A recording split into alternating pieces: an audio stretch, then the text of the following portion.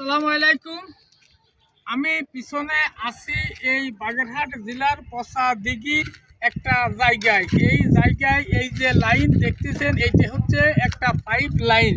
এই বাগেরহাট জেলায় যত বিশুদ্ধ এবং ভালো যে পানি, এই পানিটা এই দিঘির এন্ডেই সাপ্লাই হয়। এই যে আমার পিছনে দেখাতেছে বিশাল বড় একটা পাইপ।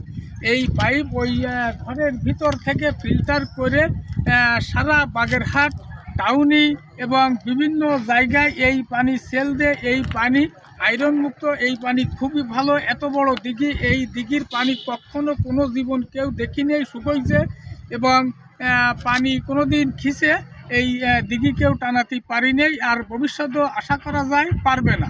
তা এই যে প্রচুর পানি বাগেরহাট টাউনের সমস্ত বিশুদ্ধ পানি এই পাইপের মারফতে সাপ্লাই দে।